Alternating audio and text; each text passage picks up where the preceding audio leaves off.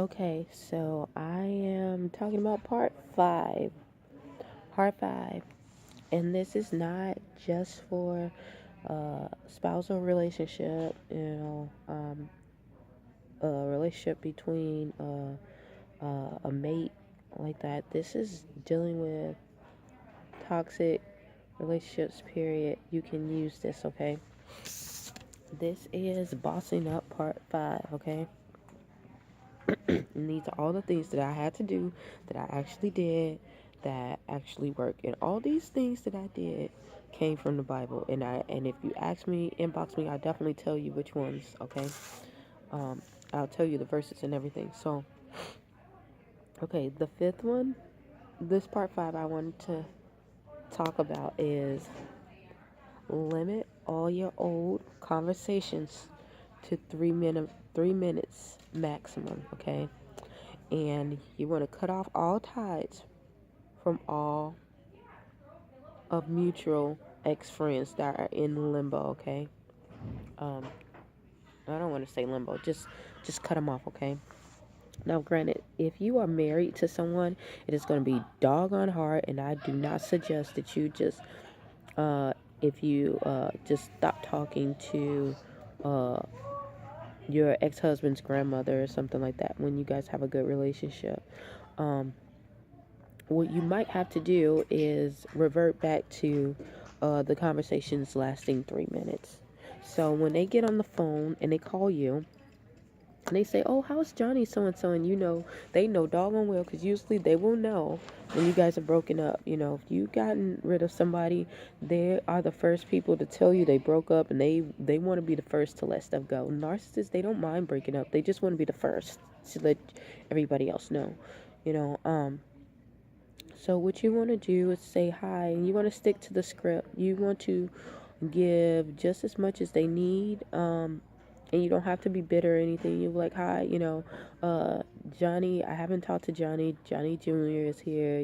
Would you like to talk to him? Blah blah. This, um, and keep it like that. Keep it 3 minutes short.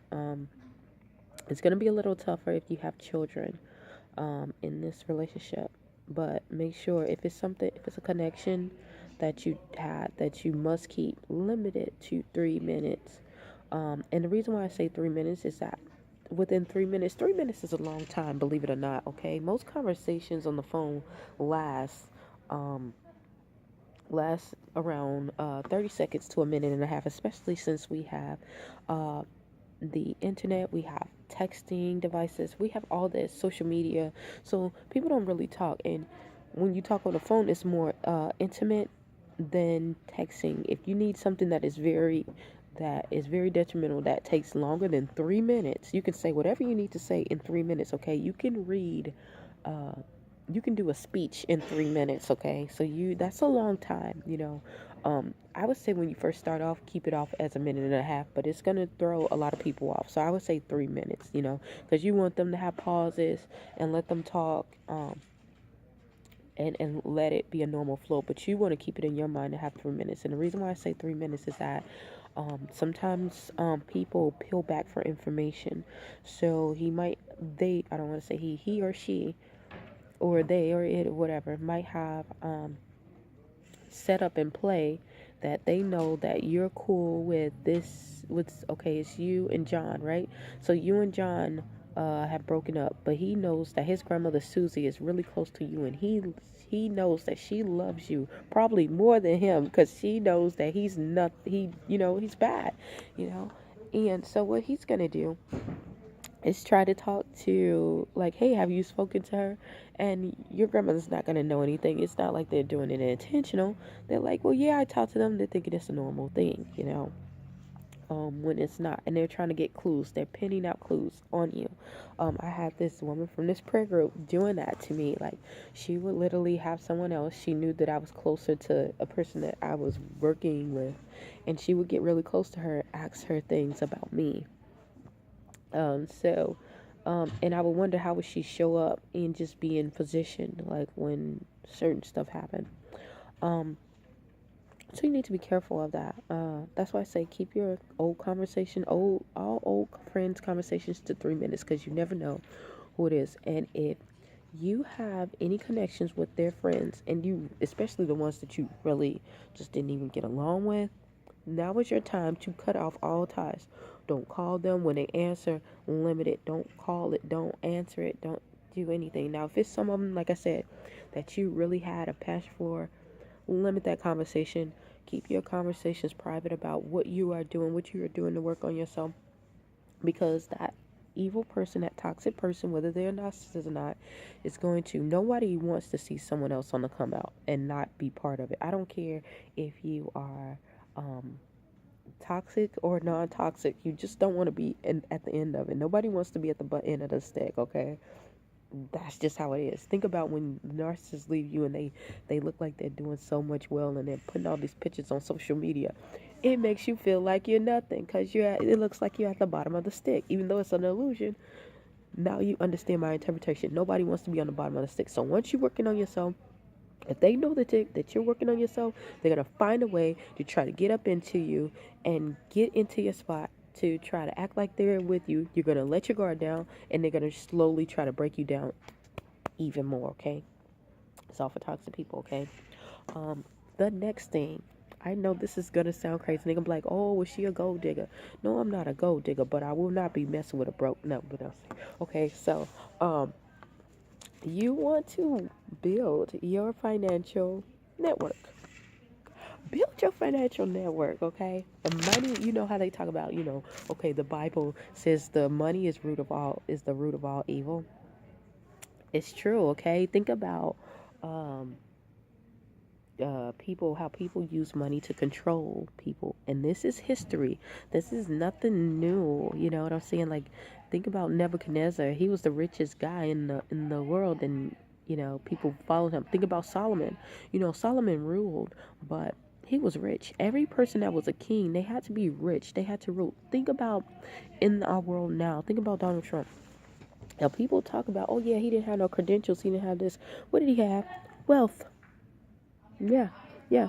And it also claims, so if you want to be a Bible scholar or whatever, I believe in the Bible, but people be taking that whole thing to a whole nother level. But if you want to do that, then I can take it there, okay?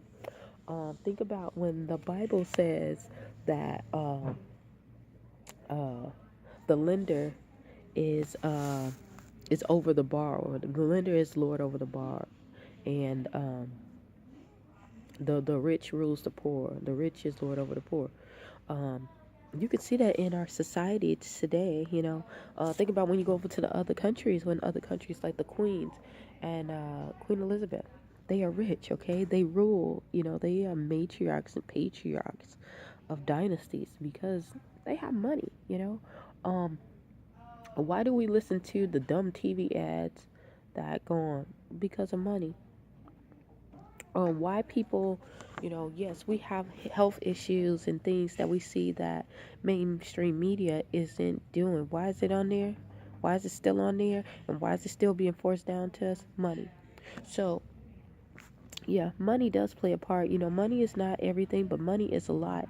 And once you are financially stable, you can lessen and deactivate some of their devices. One of the biggest issues for people to leave, especially me, was because I had let my financial standing go down. I hadn't I was paying on my loans and everything, but I had left my job because he told me to leave my job. And then I had to get a job that was just crap.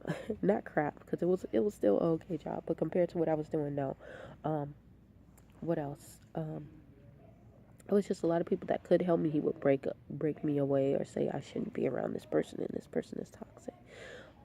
So you want to make sure that you get your credit right. So this is time to work on it. Get a loan to go and do an adventure or do something. If you can't do that, save up some money. I could not get a loan. My score went from 811 to 4, I'm going to say 420. I didn't even know a score could go to 420. Okay. But I worked on myself. I worked on myself hard, and it did not take overnight. This was not an overnight thing at all. Okay. Uh, it almost took half the time that it took for me to, like, to be in those relationships. It took half the time to build my credit and get myself up. Um, and it will help you. I promise you. I promise you. I know that sounds like, oh, she's being a gold digger, she's doing this, she's doing that, but that is law. That is universal law, man. You have to safeguard because people will run over you. Okay. Um, I'll tell you the rest of it later. Hopefully, something I said or done will help you on your journey. Stay tuned to Journey to Jerusalem, and I'm gonna get to part 6.